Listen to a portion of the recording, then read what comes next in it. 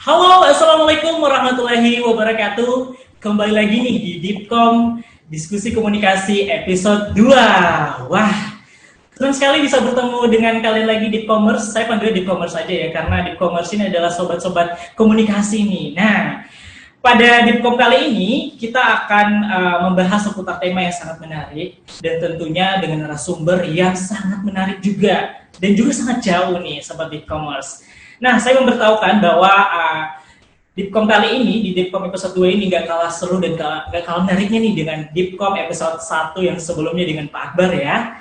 Nah, di sini saya mau perkenalkan diri dulu, nama saya Hajar Muhammad Nur.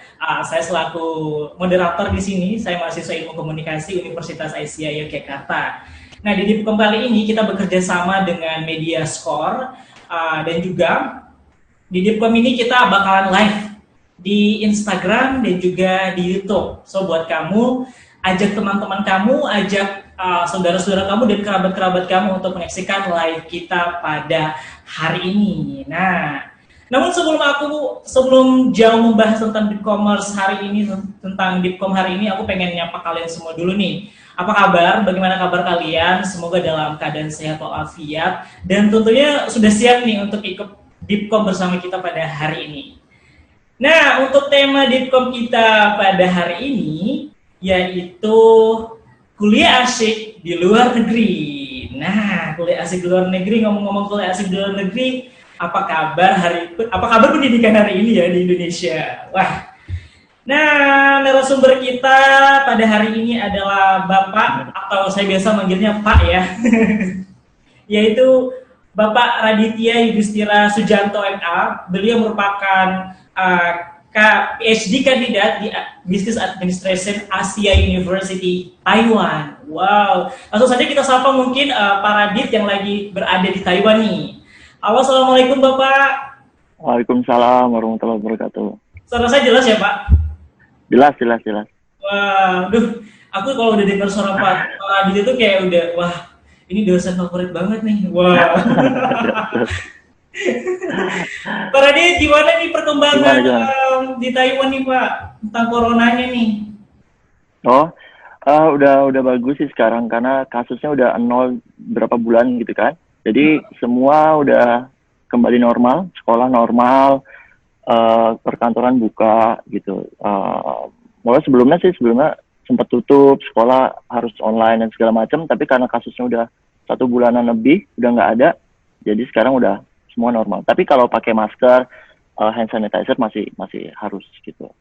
Oh, berarti tetap mengikuti protokol kesehatan juga ya, Pak? Iya, kayaknya udah jadi standar ya sekarang ya. Kayak antisipasi lah, maksudnya siapa tahu bakal ada lagi gitu. Oke, nah jadi Sobat Dipkomers di Taiwan aja udah melakukan protokol kesehatan sudah sejak lama. So buat kamu yang lagi ngikutin tren new normal, ayo kita sama-sama nih pakai masker keluar rumah dan selalu menjaga jarak dan tentunya mencuci tangan ya. Oh ya, Sobat Dipkomers, hari ini saya ingin mengucapkan juga selamat Hari Anak. Pada tanggal 23 Juli 2020, Hari Anak yaitu mengangkat tema tentang Anak Terlindungi Indonesia Maju. Wah, semoga dengan adanya Hari Anak pada hari ini, semoga hak-hak anak tetap terpenuhi, tidak ada lagi kekerasan fisik, kekerasan verbal yang terjadi terhadap anak-anak di Indonesia. Dan tentunya anak-anak di Indonesia semakin maju dan terus berkembang. Amin, amin, ya rabbal alamin. Oke. Nah, Pak Radit, pengen karena di Indonesia ini lagi Hari Anak, apakah di Taiwan juga ada Hari Anak nih? Atau boleh cerita? Ada. Bahkan kayak itu waktu itu hari saya lupa harinya, tema bulan April ya. Kalau di Taiwan tuh tahun ini. Dan pihak universitas saya gitu mengundang beberapa international students untuk ngunjungin beberapa sekolah dasar gitu. Untuk apa? Untuk ngenalin negara masing-masing. Kayak saya pernah diundang ke satu daerah dekat kampus gitu. Kenalin tuh Indonesia seperti apa. Padahal mereka kayak baru kelas 3 SD gitu. Tapi gimana caranya ngomong pakai bahasa Inggris gitu kan di depan anak SD kelas 3 gitu kan. Awalnya kan saya juga apa harus bisa bahasa Chinese gitu kan. Ternyata yaudah coba aja, ntar ada gurunya juga kan. Nah ternyata sampai sana dibantu dengan gurunya dan ternyata bahasa Inggris mereka nggak jelek gitu. Jadi oh mungkin saya underestimate kayak mereka nggak bisa bahasa Inggris nanti juga paham gitu, dan asik sih. Jadi kegiatan rata-rata kayak ngundang international students untuk ke SD gitu. Oh, Seru-seru. undang international student gitu ya Pak? Iya, Wah, untuk mengenali negara masing-masing. kegiatannya apa aja Pak itu selain tadi mengajak anak-anak tadi itu? Tapi kalau secara umum ya, kalau saya notice di sini tuh fasilitas kayak kalau di Indonesia nyebutnya kayak kota layak anak gitu ya. Oh. Di sini itu udah menjadi fasilitas sangat umum untuk ngetemuin kayak taman bermain anak gitu. Bentuknya betul-betul taman gitu, dan ada kayak playground. Jadi bukan TK ya, bukan taman kanak-kanak, tapi memang taman bermain gitu. Dan itu sangat umum tuh dalam arti jarak antar taman anak itu tuh deket gitu. Jadi kayak saya sempat mikir kayak ini penting banget kayaknya ya. Maksudnya kayak baru jalan dikit udah ada lagi gitu kan. Kok ada lagi, dan didesain dengan bagus, dengan warna-warni dan dengan alas yang standar gitu, yang bahannya karet gitu, supaya kalau anaknya jatuh nggak terluka gitu. Jadi itu salah satu kayaknya bagaimana mereka menyediakan fasilitas umum untuk mendukung perkembangan anak sih. Jadi itu patut dicoba sih. Kalau di Jogja kan kayaknya lumayan sedikit ya taman bermain anak ya, dan itu lumayan. Jadi banyak yang keluarganya tuh main di situ gitu. Jadi nggak main kayak di tengah jalan atau main di pinggir jalan, karena mereka disediakan taman untuk bermain gitu. Wah, keren ya Pak.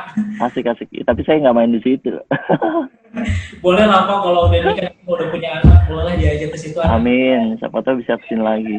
Enggak, disegerakan nih. Wah, ternyata e-commerce menarik ya. Ternyata di Taiwan itu memang ada fasilitas playground untuk anak-anak agar fasilitas begitu ya Pak ya. Fasilitas untuk anak-anak tumbuh berkembang. Nah mungkin kalau di Jogja tuh ada mungkin wisata kayak Kids Fun itu loh Pak. Teman pintar ya. Iya, teman pintar juga, teman pintar, Kids Fun. Ini bisa menjadi salah satu referensi buat kita mengajak adik-adik kita ataupun anak-anak kita untuk bermain di sana. Dan tentunya dalam pengawasan orang tua ya. Iya, pasti. Ya, benar. Nah, Pak Radit, langsung saja nih kita langsung ngebahas tema kita, yaitu kuliah asik di luar negeri. Yep. Pak Radit, bagaimana nih bisa diceritakan bagaimana proses Bapak bisa ke Taiwan ini untuk studi di Taiwan? Oke. Jadi sebelum saya kuliah di sini, saya ada konferensi kan di Taiwan itu waktu itu sama Ibu Dekan yang sebelumnya, Putri. Nggak ada niatan sebenarnya untuk langsung studi di sini gitu. Tapi kami selain conference, kami mengunjungi beberapa universitas. Nah, salah satunya Universitas Asia University, di mana saya studi sekarang. Dari ngobrol cuma niatnya kunjungan sosial, kunjungan antar institusi gitu. Ternyata nyeletuk tuh dekan saya, si Radit nih kayaknya tertarik buat S3 gitu kan. Terus akhirnya karena bertemu dengan salah satu dekan fakultas sini, oh boleh masuk aja, nanti saya tawarin deh beasiswa gitu. Akhirnya ngisi formulir, udah singkat cerita balik ke Indo kan. Kembali ke aktivitas, waktu itu masih sibuk dengan mau akreditasi segala macam, nggak kepikiran. Akhirnya dapat email kalau saya keterima gitu kan. Dan emailnya tuh saya ingat bulan Desember. Sementara saya harus masuk ke universitas itu mulai studi itu Februari pertengahan. Jadi kayak persiapannya mendadak gitu, semua mendadak, kayak harus surat-surat visa dan segala macam. Sementara masih ada kerjaan di Unisa kan. Tapi dengan segala keriuhan itu akhirnya bisa sih, alhamdulillah gitu. Jadi awalnya kunjungan sosial sih, kunjungan antar institusi gitu, akhirnya ditawari. Itu sih proses saya dapat beasiswa di sini. Enak ya, langsung kayak ada tawaran, tiba-tiba apply, wow. Tapi ada syarat-syaratnya, jadi ada syarat-syaratnya. Harus ngirimin TOEFL berapa atau gitu. Nanti kalau enggak, mungkin saya nggak lolos juga sih kalau nggak memenuhi syarat itu.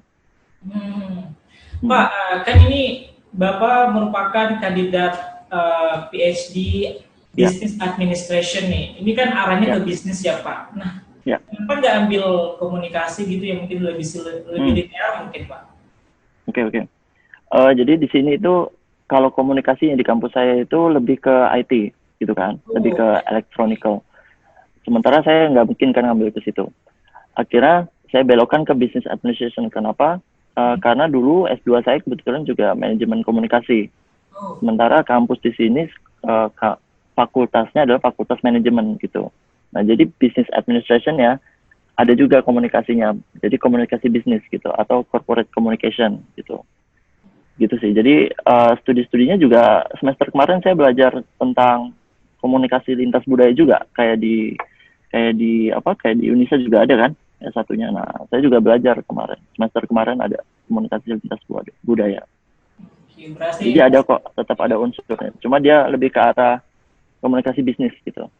Oke, wow, pengen nih belajar komunikasi bisnis dari Pak Radit nih, karena kita nih selama ini belajar komunikasi di dari Pak Radit ya masih. Mungkin saya dapat mata kuliah Bapak itu berapa ya? Pengantar komunikasi. Baru satu ya? Iya, di semester ya? Mungkin bisa jadi salah satu choice begitu ya Pak. Komunikasi bisnis bisa jadi salah satu pilihan lagi untuk ditambahkan di komunikasi Unisa ya Pak.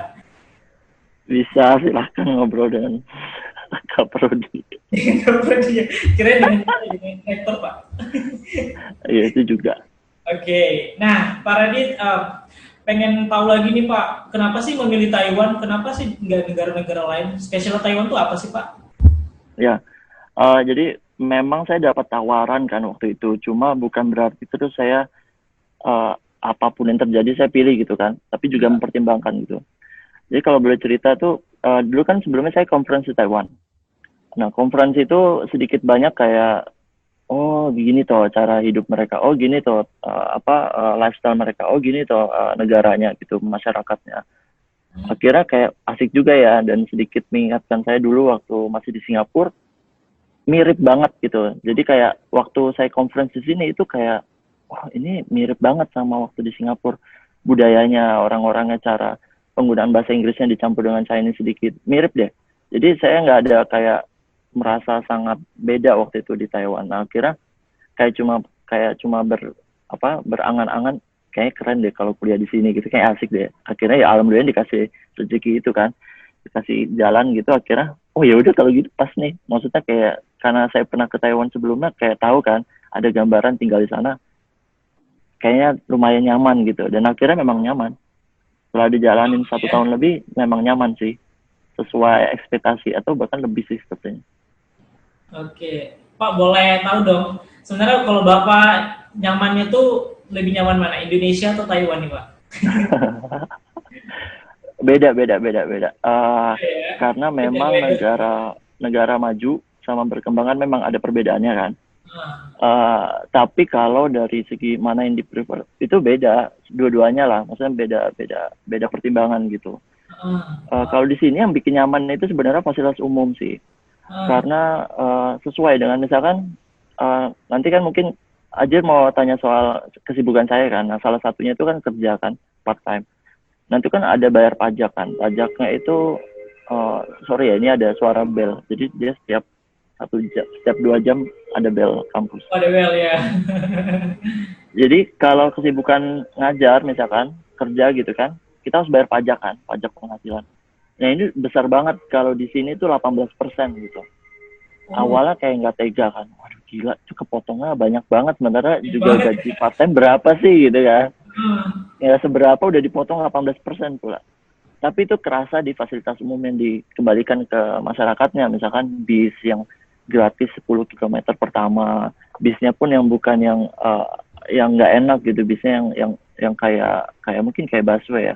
Terus MRT udah ada kan, sudah sejak lama ada. Terus dengan segala keamanan yang dirasain dari misalkan banyaknya petugas-petugas kayak kepolisian atau apa tuh sering mantau gitu. Jadi kayak ngerasain langsung, oh dari pajak yang kita berikan ke negara tuh langsung dirasain. Nah itu tuh kerasa sih, kenyamanannya di situ ada gitu. Mungkin nggak bisa saya detailin satu-satu, cuma kalau tinggal di sini setahun tuh kerasa, oh lebih aman ya, lebih nyaman ya. Oh kayak gini ada. Jadi misalkan kayak hal kecil deh, misalkan kayak saya lebih aware gitu, misalkan kalau cuma minimal kayak ke minimarket gitu. Oh pembayaran ini pakai ini. Terus kalau misalkan mau beli sesuatu gitu tuh informatif banget gitu. Misalkan dari segi kalau ingredients kan kayaknya umum ya. Tapi dari segi kalori, ini kesehatannya baik, kayak gitu. Jadi sangat mendukung hal-hal kecil kayak gitu yang sehari-hariannya kayak kalau kamu mau hidup sehat itu bisa banget di sini dengan cuma makan dari ibarat dari Indomaret gitu kalau sebut merek. Itu bisa karena dia dibuatkan program sama pemerintahnya tuh didukung gitu. Ada program kamu kalau mau sehat bisa menu-menu ini yang kamu bisa makan. Nah, masa hal-hal kecil yang praktis kayak gitu pun diurusin gitu. Jadi bayangin aja yang fasilitas besar kan, yang kayak taman bermain. Kita tuh kalau bosen tuh main ke taman, bukan taman anak-anak tapi taman yang dibangun di bawah highway misalkan, di bawah jalan tol gitu. Dan kita kalau pikir ngapain ya buat taman di sini, tapi ya orang tuh ke situ gitu untuk aktivitas, untuk ngelepas penat misalnya gitu. Segala macam deh, kayak misalnya irigasi atau sungainya tuh betul-betul dibuat rapi dan segala macam gitu. Oke. Itu yang buat nyaman. Banyak banget ya fasilitas yang sangat bagus untuk menunjang proses belajar di sana ya Pak ya. Iya, belajar dan hidup kan. Nah, jadi saya pengen nih ke Taiwan juga nih, pengen ngerasain fasilitas negaranya gitu ya. Boleh. Ya menarik. ya, soal tadi itu Pak Radit cerita dengan mungkin kita kalau datang ke perbelanjaan atau Indomaret gitu, itu kayak ada apa ya, ada ingredients yang sudah ditentukan gitu ya Pak ya. Ya, informatif ya, label-labelnya tuh informatif kayak misalkan. Jadi kayak bisa ngatur pola makan juga. Ya, bisa. Nah, dari hal kecil kayak gini tuh memang apa ya, cukup sepele mungkin ya, tapi itu menjadi satu pertimbangan yang sangat baik begitu, mungkin bisa menjadi sehat mungkin.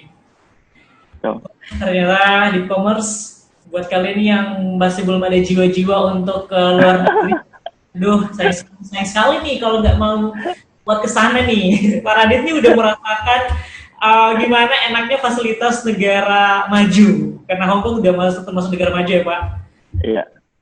Atau Taiwan sampai salah ngomong. Kamu nggak mau?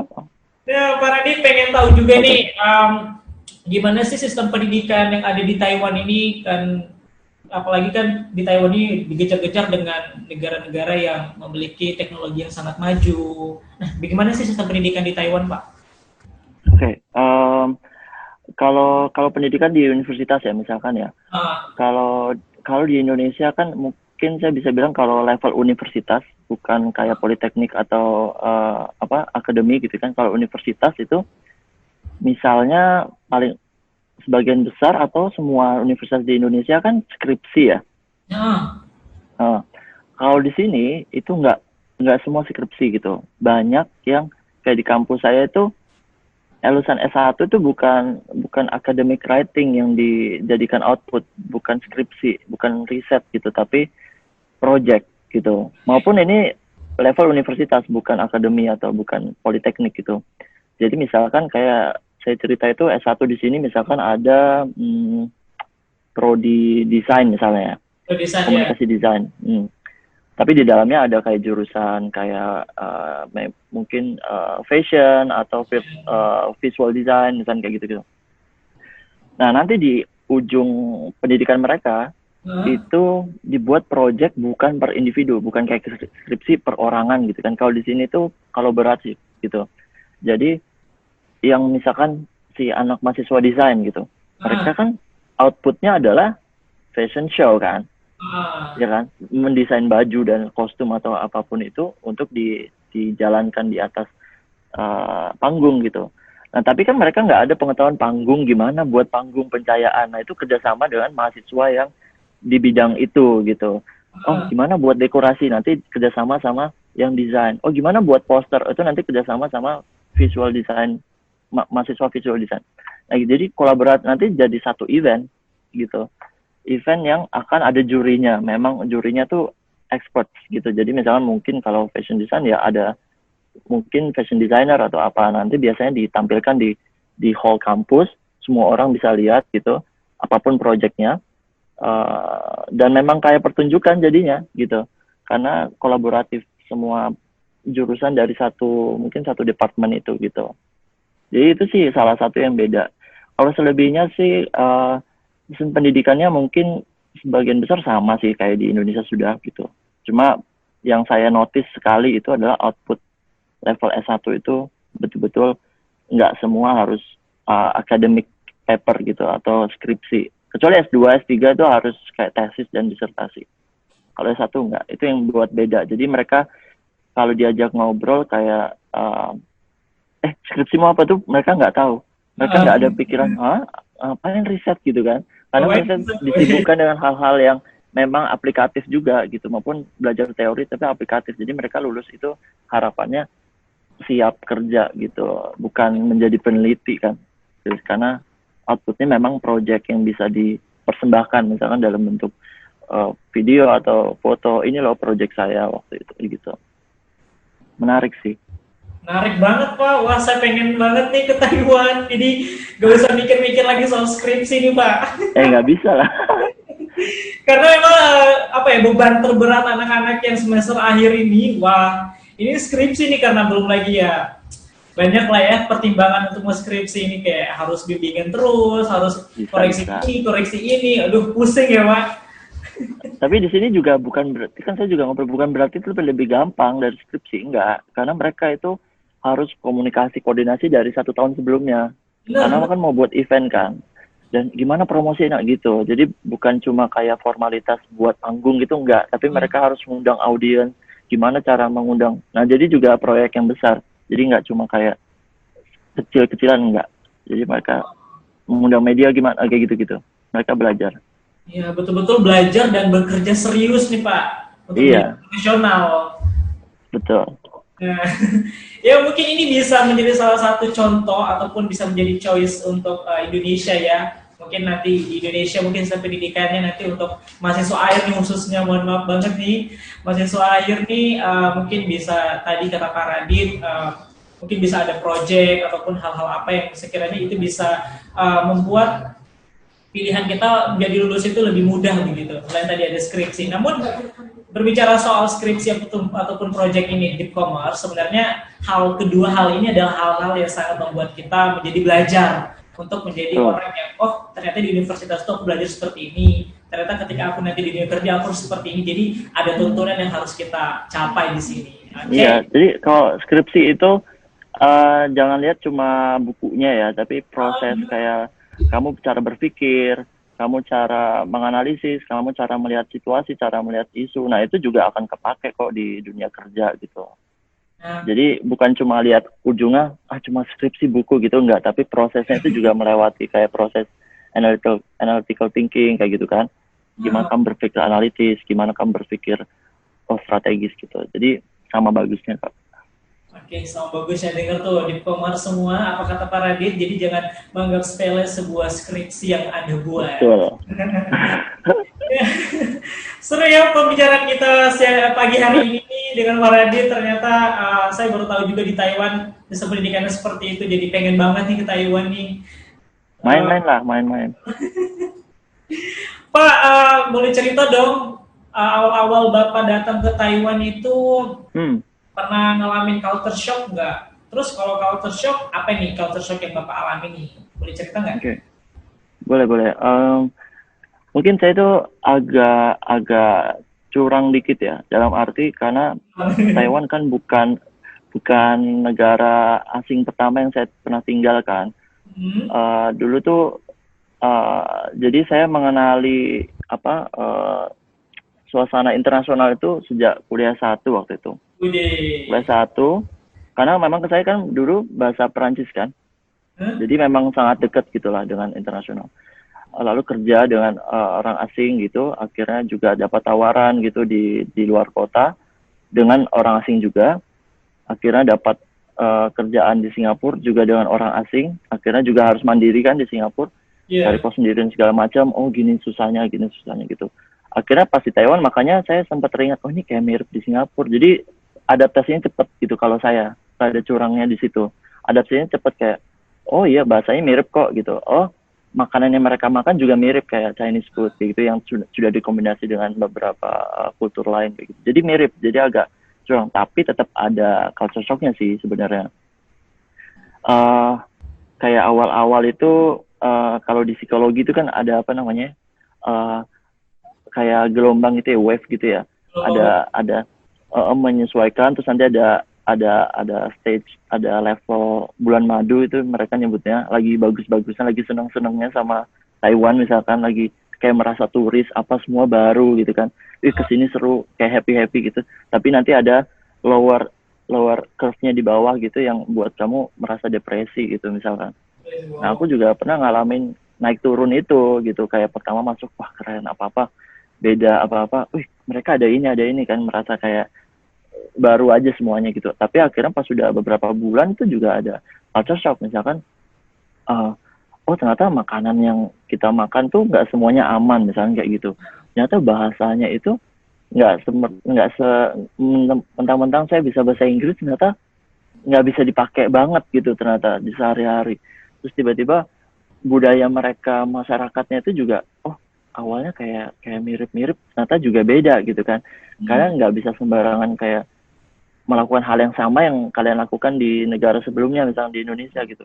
Jadi itu yang membuat kayak pembelajaran culture shock-nya di situ. Jadi misalkan ternyata ketemu orang-orang, mereka memang menganggap hal kita menurut kita itu tabu atau hal menurut kita itu risih gitu, tapi buat mereka itu hal umum, itu jadi culture shock gitu. Misalkan kayak banyak sebenarnya tiba-tiba kayak nggak bisa mikir salah satu contoh gitu, tapi kalau sehari-hari itu banyak kayak ada satu cerita, saya nggak ngalamin sih.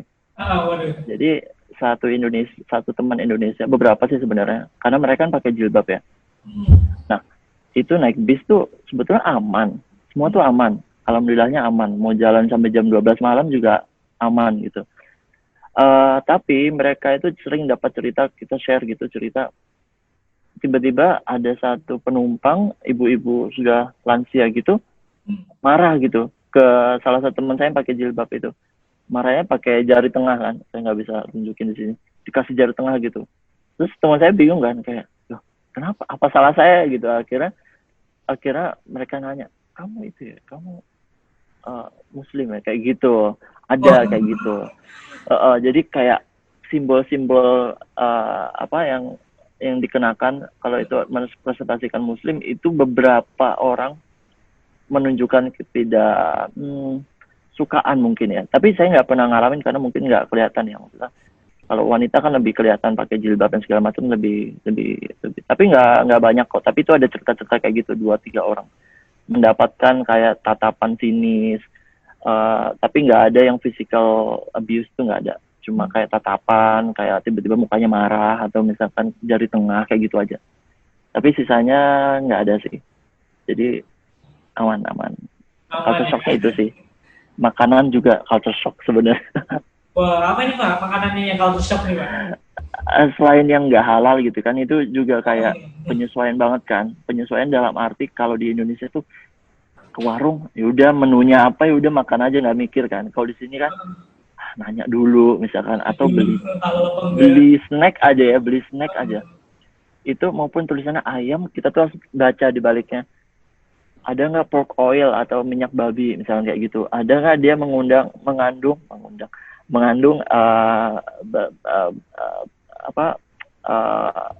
bubuk babi misalnya kayak gitu. Nah itu harus dibaca benar-benar. Nah yang buat bingung kan awalnya kayak nggak bisa nikmatin hidup kan.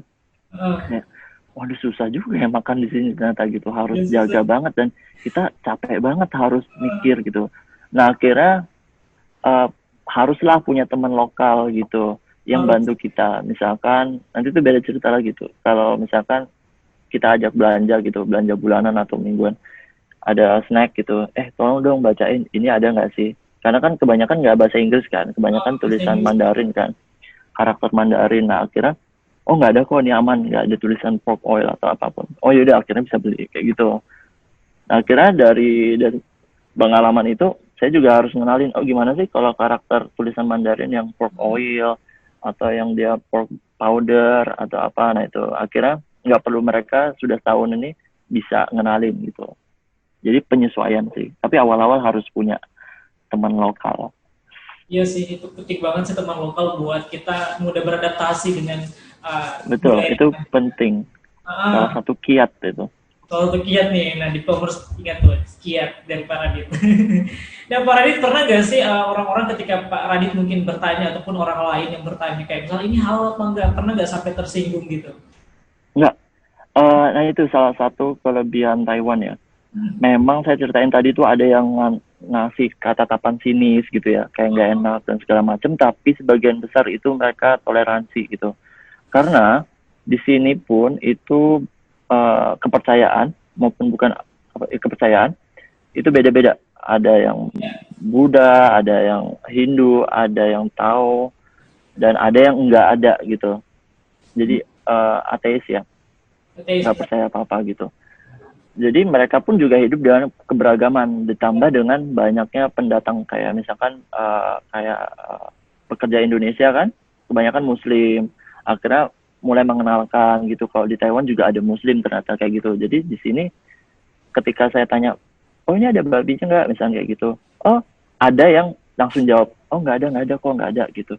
Ada yang restoran yang jawabnya, oh ada cuma kita pisah gitu. Masaknya di sini kalau ini. Oh ada yang salah satu menu andalan Taiwan tuh namanya hotpot ya. Itu dia kayak sup dalam satu mangkok gitu. Oh nggak, tenang aja, airnya kita pisah kok. Air yang nggak mengandung babi sama yang enggak tuh kita pisah gitu. Yang orang nggak bisa makan babi kita pisah dengan air yang betul-betul cuma air, nggak ditambahin apa-apa gitu. Ada yang mereka sudah suspek, oh nggak ada, kamu Muslim ya gitu. Tenang aja, di sini nggak ada. Tapi juga ada yang jujur, banyak yang jujur, sebagian besar jujur. Oh maaf, ini ada babinya semua gitu. Oh ya udah nggak apa-apa. Karena saya juga nanyanya bukan kayak, oh saya Muslim. Kan kita nggak bisa beranggapan mereka tahu kan Muslim itu bisa makan apa enggak. Jadi kita langsung aja nanya, maaf saya nggak bisa makan babi dalam bentuk apapun. Kalian ada babinya nggak gitu. Dan itu harus lebih baik pakai bahasa Mandarin gitu, karena untuk menghindari mereka nggak paham bahasa Inggris pork atau pig atau kayak gitu, untuk meminimalisir kita nggak ngelakuin kesalahan di terjemahannya kan, kalau mereka nggak paham apa sih pork gitu kan, jadi kita harus pakai bahasa Mandarin gitu. Oke. Untuk udah bahasa Mandarin ya? Dikit. Iya, kakek ini boleh lah diajarin kita ini. Bisa. Oke, nah itulah cerita dari Pak Radit soal culture shock yang ada di Taiwan yang sempat beliau rasakan. Mungkin lebih ke budaya dan juga makanan ya Pak ya. Budaya ya.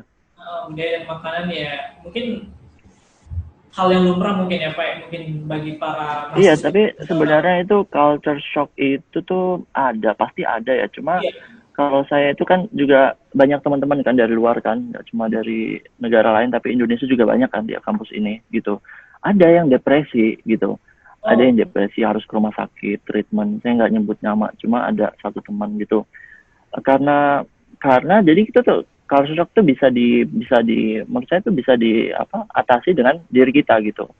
Kalau kita itu mau berbaur sama orang lokal, sama budaya lokal, kita open minded, nggak mikir terus kita kayak budaya Indonesia adalah yang terbaik gitu, maksudnya lebih baik dari yang lain, kita bakal terus compare, terus kayak kalau di Indonesia ada ini, kalau di Indonesia ada ini, ini kakaknya jadinya kayak stres sendiri gitu. Tapi kalau kita sadar kita tuh lagi tinggal di negara orang, jadi kita nggak bisa egois memaksakan budaya kita tuh dipakai di sini gitu. Kita harus baur, kita harus open gitu sama budaya mereka. Jadi dengan itu kalau ada perbedaan, kayak perbedaan tuh banyak banget kan, kok gini ya, kok gini, jadi kita bakal stop nanya, nggak apa-apa, ini memang wajar kalau di Taiwan kayak gitu. Jadi kita udah mikir kayak, oh beda, ya udah, karena mereka beda negara gitu. Kita nggak mikir kayak, coba gini ya, coba kalau gini, coba, karena kita kebiasaan di budaya yang beda kan gitu. Jadi bisa sih diatasin culture shock itu ada, cuma kalau kalian nggak mau open minded,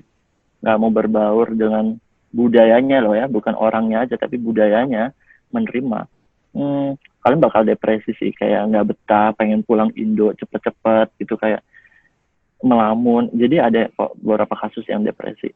Wah. Gitu, jadi harus dihandle sama diri pribadi gitu. Banget tuh Pak Radit, jadi memang harus control self juga ya Pak Radit ya. Kita harus mengontrol diri kita, jangan sampai kita membuat pikiran kita tuh cuma terbebani dengan culture shock yang ada, padahal tujuan kita betul. Sementara di sini kan harus studi kan, masih banyak PR dan segala macam, jadi kayak harus manajemen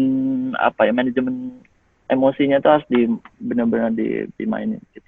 Nah, ini yang harus paling penting dipahami buat para mahasiswa internasional mungkin ya, buat juga nanti kandidat mahasiswa internasional yang mau ke studi abroad Betul, di betul. luar sana Betul, betul. harus siap gitu dengan keadaan apapun gitu loh. Konsekuensi lah ya Iya, Pak ya. betul, betul. Mentalnya harus disiapin, jangan cuma berkas gitu ya. Nah, Jangan cuma harus siap. bahasa, mental tuh lebih bermain gitu. Ya, mental paling penting dibuat kita siap-siap untuk studi di sana karena banyak hal yang harus kita lakukan di sana nih. Betul. Nah, Pak Radit, kita udah bicara banyak nih soal culture shock, soal sistem pendidikan di Taiwan. Nah, kita langsung ke pembahasan kita yaitu kuliah asik di luar negeri. Sebenarnya apa saja sih yang harus aku siapin nih Pak kalau aku pengen studi abroad di luar negeri nih Pak? Ya, boleh, boleh. Kalau ngomongin persiapan tuh kan mungkin kita bahasnya beasiswa juga ya, gitu. Betul. Kalau beasiswa itu bisa, kalau secara besar itu bisa dilihat ada dari pemerintahnya, ada dari kampusnya, gitu. Kalau saya kebetulan dari kampusnya, kampus ini. Kalau saya pribadi dulu, dapat beasiswa di kampus ini ada 3 jenis beasiswa A, B, C namanya. Saya dapat yang A, nanti mengcover, yang A itu mengcover biaya pendidikan, terus tempat tinggal 50% di asrama gitu, gratis 50%, dipotong 50% gitu. Tapi tidak dapat yang uang bulanan. Uang bulanan beda lagi, mungkin A plus gitu dia, spesial. Terus yang B mungkin nggak dapat uang asrama, cuma bebas biaya pendidikan. Nah yang C mungkin 50% uang pendidikan, kayak gitu. Nah, kalau yang pemerintah biasanya cuma menggelontorkan uang gitu. Uangnya cukup besar, nanti tinggal kita yang manage untuk bayar pendidikan, bayar hidup, kayak gitu. Tinggal kita yang manage. Kalau pemerintah cuma minta laporan pendidikan gitu. Kalau yang kampus, kayak saya, harus melakukan beberapa semacam community service. Jadi kayak saya nggak terima gratisan gitu kalau beasiswanya. Jadi harus melakukan sesuatu balik ke universitas, kayak ngajar, nah kayak gitu, kayak ngajar bahasa Inggris, bahasa Indonesia, terus dan lainnya. Nanti bahasnya beda lagi aja. Nah, balik ke beasiswa. Gimana sih cara dapat beasiswanya? Nah, itu tuh kalian harus mau riset gitu, internet, dengan cara nggak cuma Google, tapi masing-masing website kampus itu kalian pelajarin gitu. Kalau mereka nggak pakai bahasa Inggris, bisa pakai Google Translate yang di webnya langsung ditranslate kan. Jadi bisa gampang gitu cari informasinya. Nah, yang pertama mungkin cari yang kalau kampusnya bereputasi apa enggak, kayak gitu. Yang kedua, dengan cara mencarinya tahunya gimana. Kalian lihat, kalau mereka menyebutkan kayak jumlah mahasiswa internasionalnya banyak per tahunnya atau yang graduate, itu ya bagus berarti gitu. Kalian, oke, aku kayaknya bisa tuh masuk ke menjadi international student di situ gitu. Yang kedua, ada nggak jurusan yang kamu pengen gitu? Dipelajarin, biasanya mereka ada kan di academics gitu, jurusan apa sih yang ada, nah gitu. Nanti yang ketiga, kalau misalkan level S3, S2 mungkin butuh supervisor ya.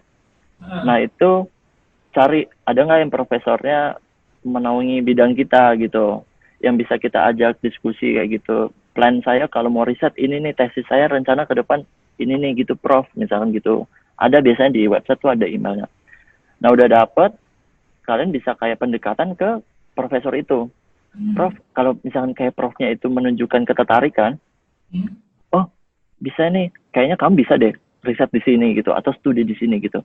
Oke, nanti akan diurusin surat acceptance letternya, penerimaan, surat keterimanya ya. Nah kayak cerita saya waktu itu sebelum ke Taiwan tuh saya pernah nyoba di Australia kan.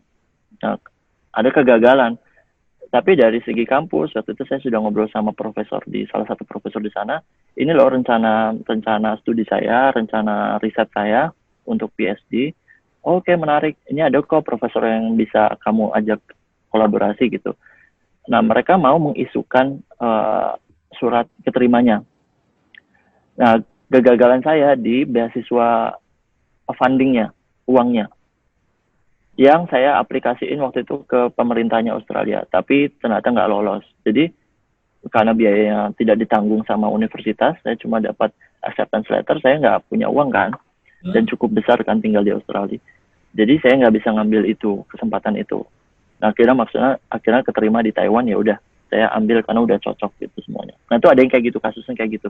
Jadi kayak beasiswanya udah dari kampusnya udah keterima, cuma ternyata beasiswanya gagal, beasiswa fundingnya, uangnya. Nah, itu akhirnya aduh gimana nih gitu kan. Ada yang dia harus ngelepas, ada yang dia berusaha untuk pinjaman atau apa, nanti gampang deh sampai di negaranya aku bisa kerja atau apa ngembaliin pinjaman kan gitu. Ada yang beberapa mahasiswa kayak gitu. Nah, jadi kalau persiapannya sih harus pelajarin banget tiap web di kampusnya. Kalau kampusnya nggak punya informasi itu, berarti kampusnya mungkin nggak cukup baik gitu, nggak cukup bagus. Itu bisa kalian nilai. Terus kalau misalkan kampusnya punya informasi cuma kayak mereka nggak punya international program untuk master. Nah, itu harus diperhatiin juga. Mentang-mentang mereka punya yang bahasa Inggris, punya international class, tapi nggak semua fakultas punya international class, ya gitu. Nah, itu harus dipelajarin. Ada lagi kasusnya beda lagi, mungkin dia nggak punya kelas bahasa Inggris ya, nggak punya kelas bahasa Inggris, jadi kelasnya pakai bahasa negaranya. Kayak teman saya di China, mereka pakai kelas bahasa China. Nah, akhirnya mereka dari pihak universitasnya mengkursuskan setahun gratis untuk bahasa Chinese di sana ngambil, karena kedepannya mereka akan masuk kelas bahasa China gitu. Nah, akhirnya ya harus berjuang lebih sih untuk pelajarin dalam setahun tuh mahir bahasa akademis, bahasa percakapan gitu. Nah, itu ada yang kasus kayak gitu. Nah, kebetulan saya masuk ke kelas internasional. Jadi gabungan sama teman-teman yang dari banyak negara lain, dari Amerika sampai ke Afrika juga ada, benua Afrika kayak gitu. Wow, jauh Jadi banget. iya, aku juga kaget. Kenapa sih kalian ngapain sih sampai sini? Aku Taiwan banget gitu. Ada yang dari Amerika Selatan gitu. Wow. Ya nggak apa-apa, mereka pengen experience di Taiwan gimana, karena juga banyak dengar berita tentang Taiwan juga nggak jelek-jelek banget gitu. Oke, wah ternyata memang kita harus rajin-rajin riset ya Pak ya. Harus rajin-rajin riset dan tentunya sobat Riset. Mungkin riset budayanya juga sih, ya. Negaranya. Oh, negaranya aman nggak sih untuk tinggal gitu. Misalnya kalian merasa orang yang takutan atau misalnya nggak berani tinggal sendiri gitu, atau misalkan nggak punya pengalaman terus pengen cari negara yang aman-aman aja. Nah, itu bisa dipelajarin dulu karena ada beberapa negara yang memang kurang aman untuk orang asing kayak gitu.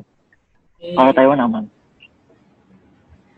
Nah, jadi sobat e-commerce ternyata memang kita harus pertama tadi ya banyak-banyak riset tentang bagaimana application untuk ke universitas yang ingin kita tuju, apakah. Nah, kedua ini mungkin language preparation ya Pak ya.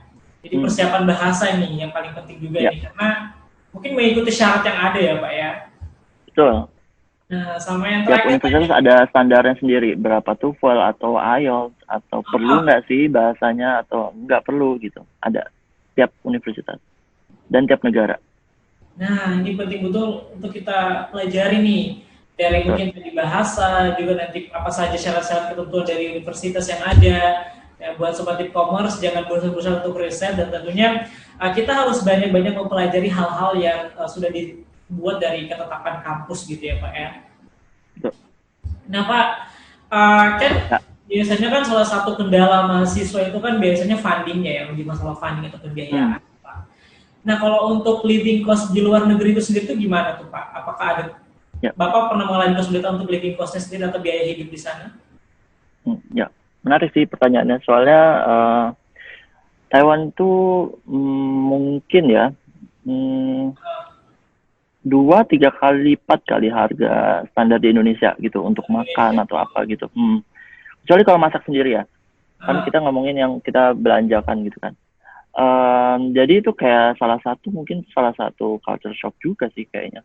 Kayak penyesuaian yang buat, waduh ternyata pengeluarannya gede juga ya. Padahal cuma makan 3 kali sehari, atau sekarang saya cuma makan 2 kali sehari gitu. Untuk menghemat juga kan. Nah, awal-awalnya karena masih culture shock dan segala macam, susah nih ternyata hidup di sini dengan nyaman gitu kan, dengan uang yang melimpah bisa makan enak, itu ternyata susah gitu. Padahal kan kita ke negara orang pengen hidup enak karena studi juga berat gitu kan, ternyata makan pun juga ternyata bikin susah ya gitu kan. Terus akhirnya penyesuaian. Oke, beli kompor. Oke, masak deh. Oke, kalau gitu ternyata masih kurang gitu. Nah, triknya adalah cari kerja gitu, cari kerja part time.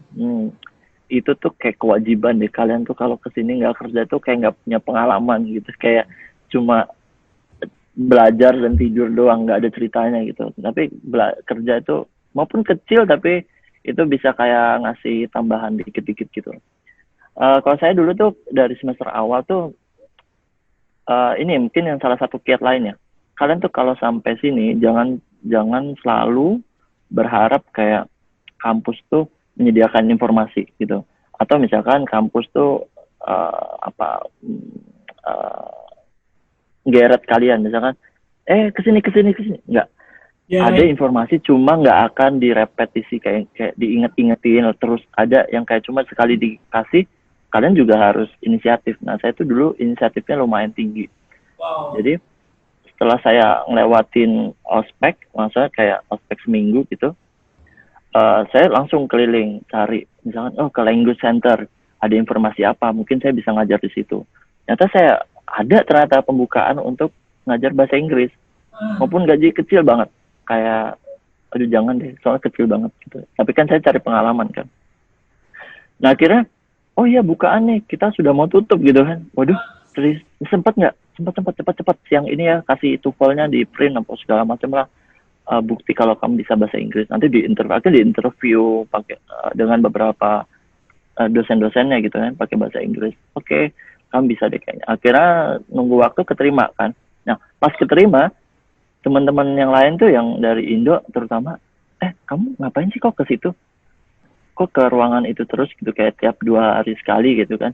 Terus iya aku ngajar bahasa. Loh kok bisa tahu gitu? Kok bisa tahu? Kita kayaknya nggak dikasih tahu deh dulu. Enggak, memang inisiatif nyari informasi gitu. Nah kayak gitu tuh kayak butuh, kalian harus inisiatifnya tinggi. Jangan kebiasaan kayak nunggu dikasih tahu, nunggu dikirim kemana ke ruangan ini. Jadi kalian muter cari informasi, tanya langsung, beraniin tanya gitu. Kalau nggak ada posternya tanya, ada nggak sih kesempatan part time di sini?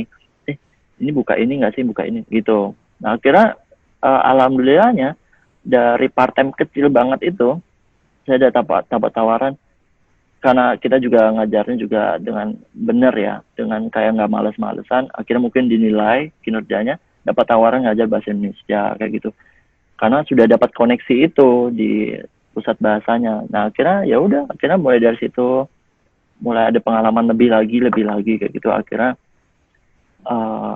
saya juga inisiatif gitu cari uang tambahan dari profesor misalkan. Profesor saya itu nawar semester pertama itu pada karena adalah salah satu tugas kuliah waktu itu kan riset ya, publikasi jurnal gitu dengan profesor, salah satu tugas mata kuliahnya. Akhirnya saya lumayan bagus gitu kinerjanya. Profesor itu SMS saya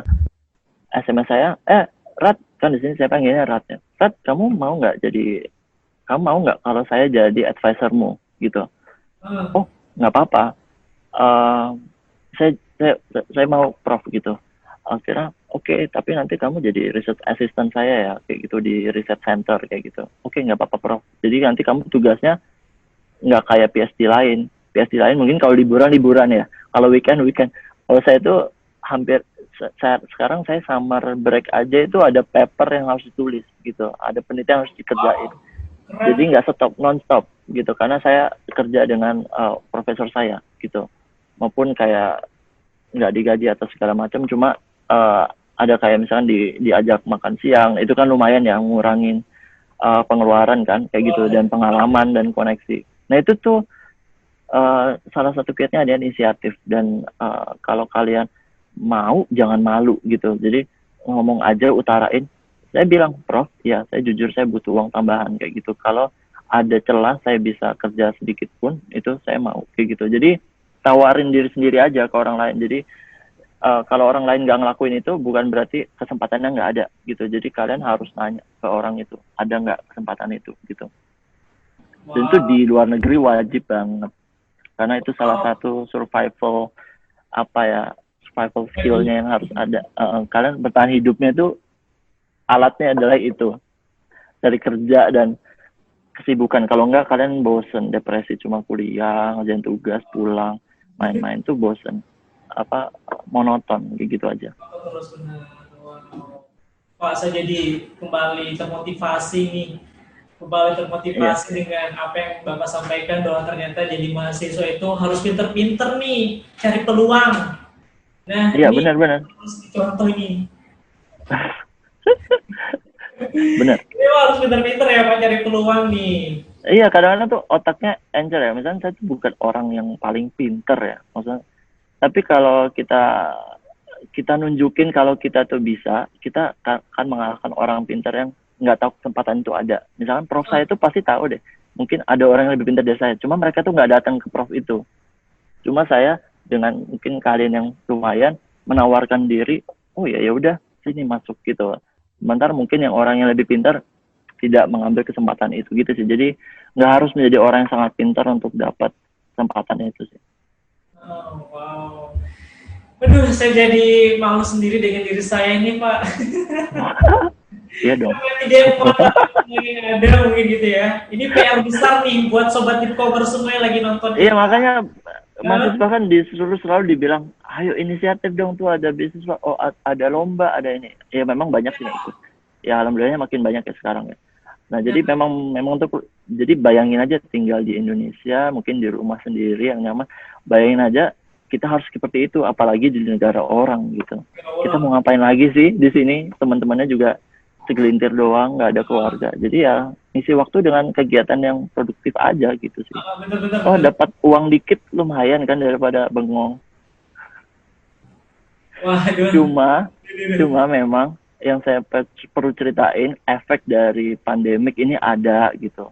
Yeah. Kehilangan kerjaan, kehilangan pemasukan karena kampusnya nggak dibuka gitu. Akhirnya kerja serabutan pernah loh. Saya itu bersihin dapur orang gitu demi iya. Tapi itu kan kita kan ikhlas ya. Maksudnya ikhlas karena ya seru sih. Maksudnya kayak perlu deh pengalaman kayak gini gitu kan. Kayak gitu. Tapi dapat uang saku ya lumayan gitu. Kayak nggak jadi kayak sedih itu enggak sih, kayak seneng aja, seru sih. Waduh, saya lagi-lagi tambah malu nih Pak dengan diri saya itu. Ya semua dilakuin deh demi bertahan hidup. Waduh, sumpah ya. Jadi sobat e-commerce, gak ada alasan lagi buat kamu nih yang kayak banyak alasan untuk gak mau belajar, gak mau untuk mencari pengalaman, gak mau mencari peluang yang ada di kampus ataupun di luar kampus. Jadi gak ada alasan. Jadi bosan gak sih kalau kalian tuh kayak cuman kuliah terus, belajar terus kuliah pulang ke kos, tuh gak ada kegiatan apa-apa. Dan setelah lulus pengalaman kalian apa? Aduh, ini pertanyaan besar buat aku sih. Dan juga sobat. Nah, mungkin ini salah satu ini sih, saya mau kasih masukan mungkin. Oke, boleh nih Pak, boleh. Kasih pesan. Mungkin mikir, Bapak tuh nggak enjoy Taiwan dong gitu kan, kerja dicari gitu. Ya emang nggak jalan-jalan, saya tuh jalan-jalan. Nah, ada juga loh teman-teman sini tuh yang penasaran, Mas, kamu tuh update-nya kok kesini gitu kan. Kayak jalan mulu, padahal kan aku tuh kerjain penelitian segala macam. Nah itu kembali ke manajemen waktu. Jadi itu dan manajemen manajemen stres mungkin atau deadline. Kita kalau saya tuh mengimbangi waktu dengan stres dan jalan-jalan gitu, refreshing adalah kasih deadline pribadi gitu per minggu atau per minggu. Jadi kalau misalkan proyek itu 1 bulan atau 1 semester, PR-nya 1 semester, kita tuh per minggu. Oke, per minggu ini saya harus kelarin sekian persen atau saya harus kelarin A, B, C, D. Kalau saya udah kelar, saya berhak jalan. Kayak gitu. Kalau saya belum kelar, saya nggak berhak jalan. Gitu. Jadi jangan nunggu sampai udah kelar proyek baru kayak nyari waktu buat jalan gitu. Kayak udah kecapean, ntar kalian kecapean. Jadi ternyata refreshing di tengah-tengah kayak akhir minggu, cuma hari Minggu aja. Berapa jam aja setelah kalian menyelesaikan tugas, itu kan merasa lega. Lega nih tugasnya kelar sekian persen. Ini deadline saya nih gitu. Jadi saya nggak ada beban untuk kayak mau jalan mikir kerjaan, kerjaan belum kelar gitu. Tapi kerjaan dikelarin dulu. Apa yang menjadi tanggung jawab minggu itu kelarin, nanti tinggal jalan tuh plong gitu. Jadi kayak jadi imbang gitu. Maupun jalannya nggak terus shopping atau bayar mahal, enggak. Cuma kayak naik bis kemana, ke taman apa, misalnya ke satu tempat gitu yang nggak pakai uang masuk atau gitu. Jadi orang juga banyak teman-teman tuh yang Mas kamu tuh jalan-jalan terus tapi kok kayak riset lancar, kerjaan juga kelar gitu. Akhirnya mereka aku kasih tahu gitu. Iya karena saya itu kasih deadline per minggu bukan per kelar kerjaan gitu. Karena kalian kalau kerja kerjaan di tengah-tengah kalian tuh kecapean pasti. Kayak cuma kayak pengen liburan sementara masih ada kerjaan gitu. Nah, karena nunggunya sampai kelar kan. Tapi kalau ngasihnya cuma per minggu atau per beberapa hari gitu bisa kok. Itu salah satu kiat. Mungkin jangan mikir tuh saya cuma kerja doang, tapi bisa juga kok menikmatin hidup. Jadi imbang. Kalau nggak nikmatin tuh stres nanti. Betul tuh Pak. Wah Sobat e-commerce, ternyata tips dari para ini boleh banget buat kita ambil salah satu referensi ataupun choice dalam hidup kita. Bahwa ternyata kita dalam hidup ini harus punya schedule ya Pak, punya schedule untuk segala hal kegiatan kita agar termanage dengan baik nih semua program-program yang ingin kita lakukan. Nah Pak Radit, mungkin ini sudah karena waktu sudah mau habis. Mungkin Bapak bisa sampaikan pesan nih buat Sobat e-commerce lagi mendengarkan kita pada hari ini. Oke. Kalau memang tertarik untuk kuliah di luar negeri itu, selain kalian harus rajin-rajin dan memang teliti dan memang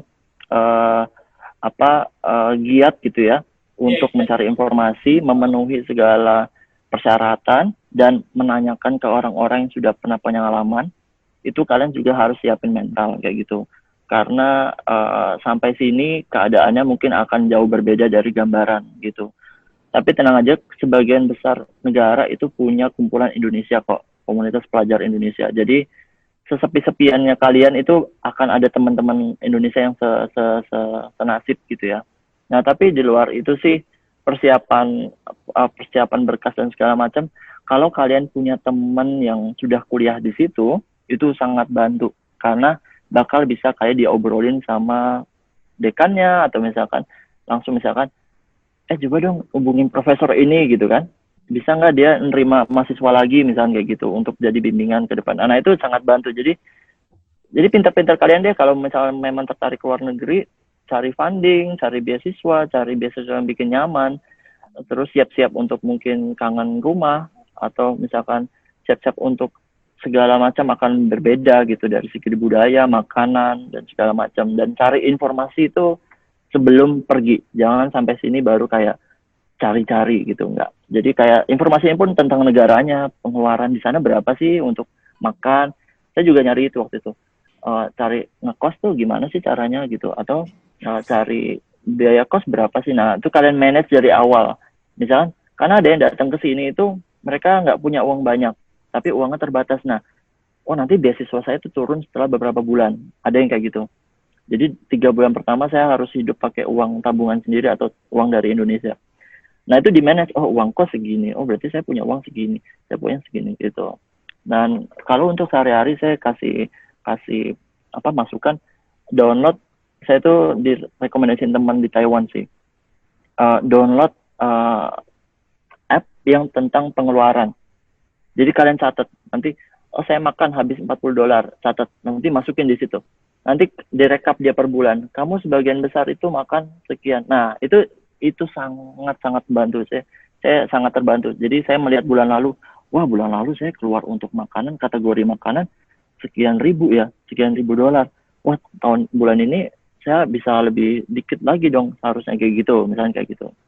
Terus yang terakhir, saya kasih pesan, kalau keluar negeri untuk studi atau tinggal, itu please buat teman lokal.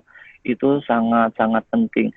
Serindu-rindunya kalian, secinta-cintanya sama negara kalian tuh, kalian tetap harus punya teman lokal. Itu nggak cuma bantu secara koneksi, cara mengenalkan budaya yang memang aslinya seperti itu. Kalian akan terbantu dengan misalkan ada informasi penting yang orang lokal yang tahu gitu. Terus yang kedua, kalau kalian nanti punya teman lokal, untungnya adalah kalian itu nanti bisa, saya pengen main ke kota ini gitu. Ada teman di sana, jadi nggak harus bayar hotel, misalnya kayak gitu. Saya juga, saya alhamdulillahnya banyak beberapa teman lokal kan dari beberapa kota kan. Jadi saya pernah main ke kota yang di bawah, Taiwan, udah tinggalnya gratis, pakai mobil mereka, kayak gitu. Diajak ditraktir karena mereka memang baik-baik kayak gitu. Terus saya main ke kota lain, ya gitu. Jadi cari caranya, bukan kita mencari keuntungan dari mereka ya, main curang gitu enggak sih, cuma kita juga berbuat jadi teman yang baik ke mereka gitu sih. Salah satunya cari teman lokal itu sangat bantu, dan harus jangan terkukung sama komunitas sendiri, karena lebih banyak cerita dari orang-orang lokal gimana sih Taiwan sebenarnya, atau negara yang kalian tuju sebenarnya gitu. Oke. Nah, Sobat E-commerce, itulah pesan dari para Dit yang harus kita ingat ya, harus kita ingat dong, dan harus kita laksanakan juga tentunya. Yaitu tadi kita harus betul-betul menggali banyak informasi seputar hal apapun itu mengenai tentang beasiswa untuk studi abroad kita ke luar negeri, juga mempelajari budaya yang ada di sana. Jadi untuk menggali informasi itu bukan hanya menggali informasi soal bagaimana informasi application ya, tapi bagaimana juga kita belajar menggali informasi soal bagaimana negara yang kita tuju, bagaimana living cost dan kehidupan di sana berapa. Nah, itu yang harus kita ketahui terlebih dahulu untuk sebelum kita studi abroad ke negara-negara yang ingin kita tuju. Nah, para Dit, saya ucapkan banyak terima kasih nih sudah menemani kita. Sama-sama. Dipcom episode kedua ya. Semoga nanti selamat ya. Para Dit bisa bergabung bersama kami lagi nanti di Dipcom spesial pandemi gitu ya. Spesial Ramadan. Oke, Pak Radi, terima kasih banyak sudah berbagi informasi. Sama-sama, terima kasih. Salam buat teman-teman. Dan juga kami juga berterima kasih kepada kru-kru yang sudah bertugas pada pagi ini. Juga berterima kasih kepada tim-tim media yang sudah bergabung bersama kami. Mungkin nanti ada open sponsor, mungkin bisa nih. Dipcom, Pak. Ya, terima kasih banyak, Pak. Saya ingin sebelum saya tutup Dipcom kita kali ini, saya ingin mengingatkan lagi untuk kepada sobat Dipcomers semua, karena Dipcom ini akan berkelanjutan nanti setiap minggunya. Jadi jangan lupa untuk follow nih IG-nya Komunikasi Unisa. Follow boleh nih. Siaran kita ini dibuat story di setiap story kalian nih, buat aja biar kita nih Komunikasi Unisa biar makin dikenal orang-orang nih, biar makin terkenal kita. Jangan lupa follow tentunya, jangan lupa follow IG-nya Komunikasi Unisa, dan jangan lupa subscribe YouTube Unisa, dan jangan lupa nyalakan notifikasi agar nanti kalian dapat informasi updatean terbaru dari Komunikasi Unisa, yaitu tentang seputar hal-hal menarik apapun yang terjadi di Yogyakarta. Oke. Nah, sebelum saya menutup Dipcom kita kali ini, saya ingin memberikan salah satu kata-kata mutiara untuk penutup acara kita pada hari ini. Sukses bukanlah kebetulan, ia terbentuk dari kerja keras, ketekunan, dan pembelajaran, pengorbanan, dan yang paling penting, cinta akan hal yang sedang atau ingin kau lakukan. Dari Pele. Saya Hajit Muhammad undur diri, saya mengucapkan banyak terima kasih, dan saya ucapkan wassalamualaikum warahmatullahi wabarakatuh. Sampai ketemu lagi. Bye.